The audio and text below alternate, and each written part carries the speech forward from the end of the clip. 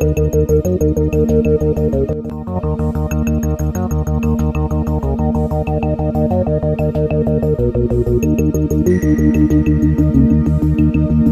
départ de Nicolas Hulot, je le regrette, parce que je pense qu'il était un des rares en France, ou un des mieux placés en France pour défendre la cause écologique dans un gouvernement.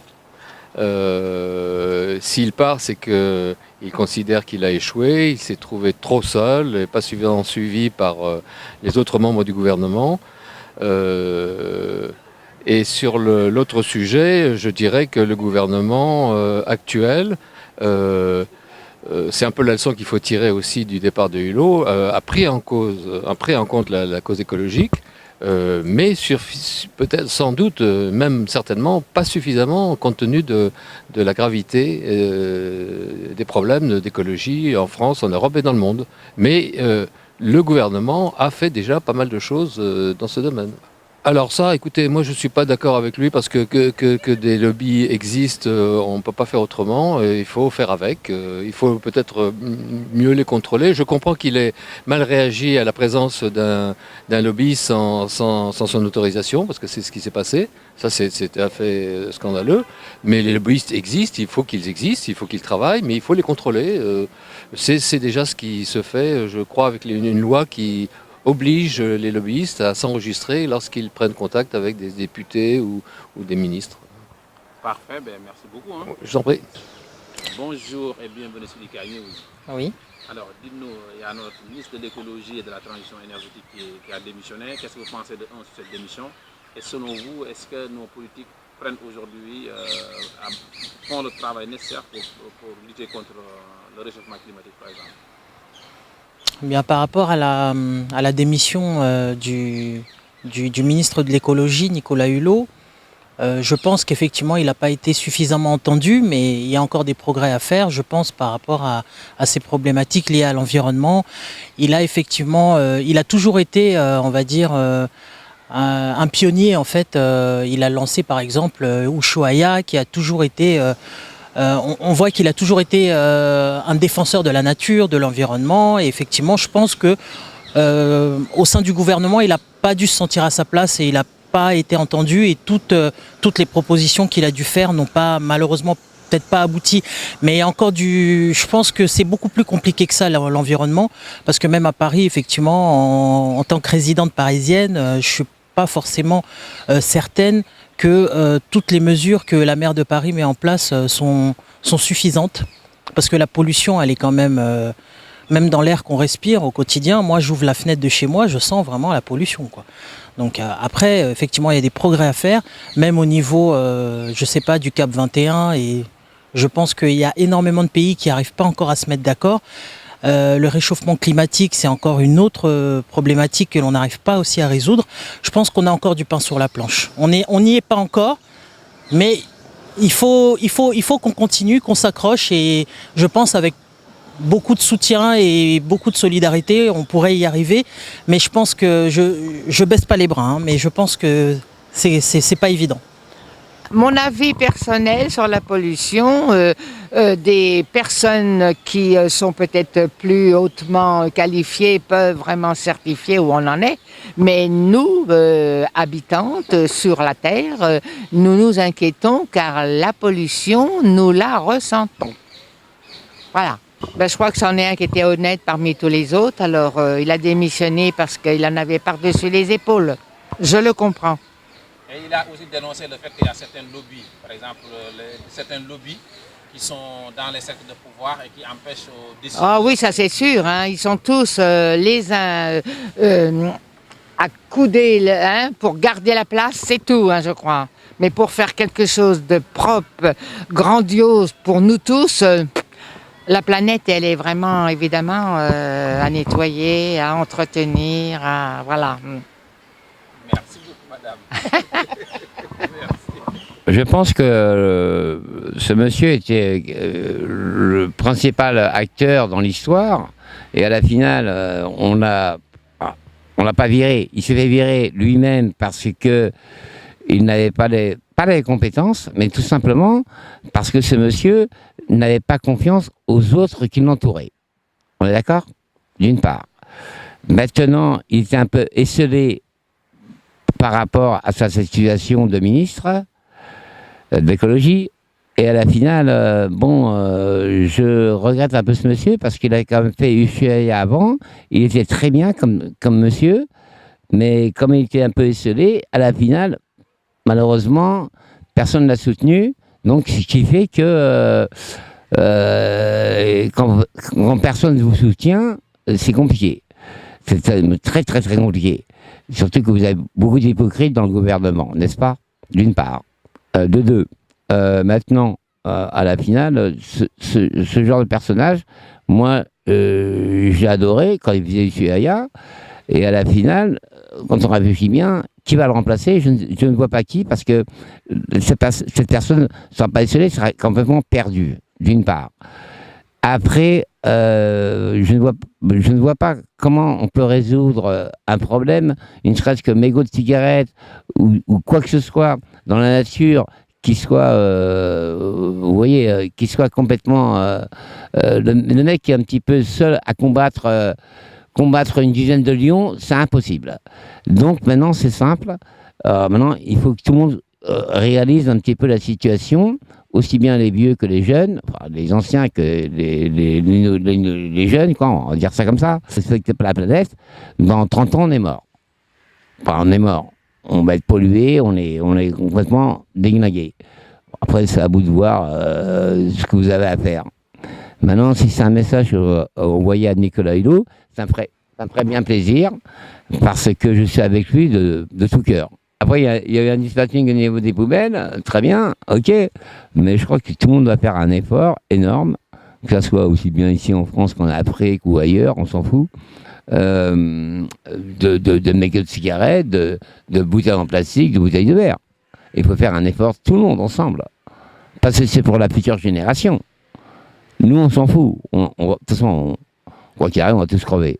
Et maintenant, voilà, vous comprenez, on va tous partir. C'est la seule, je crois, justice qu'il y a sur cette terre. Tout le monde dégage. On est d'accord? Franchement, il faut, que ce soit en Afrique, que ce soit ici en France, que ce soit dans l'Europe, tout ce que vous voulez, il faut absolument que les gens prennent conscience que la planète, on vous l'a donnée. Je ne sais pas si c'est le bon Dieu qui l'a donné, parce que moi, je ne suis pas athée ni croyant, je suis agnostique. Alors maintenant, on vous a donné un truc qui est très beau sur Terre, il faut la respecter, comme une femme, tout simplement. Pour Nicolas Hulot, je trouve qu'il a bien fait de donner sa démission. Et pourquoi vous dites Et ça? pourtant, depuis 1 an, il a bien quand même fait des choses. Mais pourquoi vous dites ça? C'était pas mieux qu'il reste au gouvernement, qu'il essaie de donner les coups pour bien défendre l'environnement, pour bien défendre sa cause? Oui, je suis d'accord, mais bon, c'est lui qui décide, hein. C'est pas pour Macron. Il nous joue sur la retraite, hein, Macron. Vous avez une dent contre lui sur la retraite, vous, hein? Oui, c'est un peu normal. Et dites-moi, pour vous, C'est-à-dire qu'il veut... il est d'abord pour les riches, et puis bon... mais vous ne pensez pas que ça, c'est des préjugés, c'est pas vrai qu'il est pour les riches? Si, c'est vrai. Ah ouais, pour la retraite, si j'étais Macron, qu'est-ce que vous allez me dire là? Je suis Macron, dites-moi votre message. De penser un peu aux autres, à ceux qui ont une petite retraite, et puis quoi? Hein? Qui touchent pas les retraites des vieux, déjà, qui... On va vous donner la parole. Qu'est-ce que vous pensez de Nicolas Hulot, de sa démission et de l'environnement, tout ça? L'environnement, bon, il faut... Comment dirais-je, c'est pas facile. Oui, c'est sûr que... il y a beaucoup de choses à faire, quoi. Et il y a trop de pollution. Brigitte Bardot a dit que Il a bien fait de partir. La parole, il a dit quoi? Qu'est-ce que Brigitte Bardot il a dit? Elle a parlé à la télé, sur BNTV, elle a dit qu'il avait bien fait de partir. Qu'elle croyait qu'il allait être à la hauteur, et pour elle, il n'y était pas, alors bon, il a bien fait de donner sa démission. Et vous ne voulez pas le remplacer? Ah. Avant Nicolas Hulot, c'était Ségolène Royal. C'était pas mal, elle s'est bien défendue, elle y est restée un moment quand même. Ouais, et puis non, de toute façon, maintenant, c'est à lui de choisir Macron. choisir un autre. Bon, moi, je vais parler pour Monsieur le Président de la République. Il est bien gentil, il est beau, il est très gentil. Mais seulement, il nous tape trop, qui pense aux vieux. On a travaillé 43 ans de travail et il veut toucher aux retraites, il veut toucher aux... Il nous baisse les retraites et tout. Et là, ça, c'est pas normal. Qui tape un peu les riches, mais pas les pauvres. C'est pas normal du tout. Très bien, j'espère qu'il va bien écouter votre message. Bah, j'espère qu'il va m'écouter. Et il faut y aller, Nicolas. Oui, Pas Nicolas. Nicolas, il a la retraite, c'est pas Il est parti. Il est parti se reposer, il a eu raison. Mais Nicolas Hulot, il a fait une Mais- belle On va aller chose donner dans sa vie. la parole. Alors, Dans sa vie, Nicolas Hulot, il a fait une belle chose. Il a fait l'émission Ushaya, là. Il a fait le tour du monde, lui.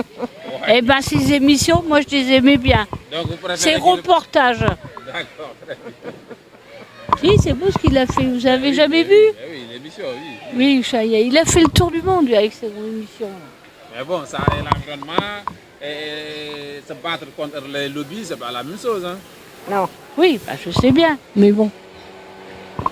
Alors, je sais pas ce qu'il va faire maintenant. Très bien. Ben, merci beaucoup, mesdames. Hein. Oui, merci. J'espère que Monsieur le Président de la République, vous m'avez bien écouté.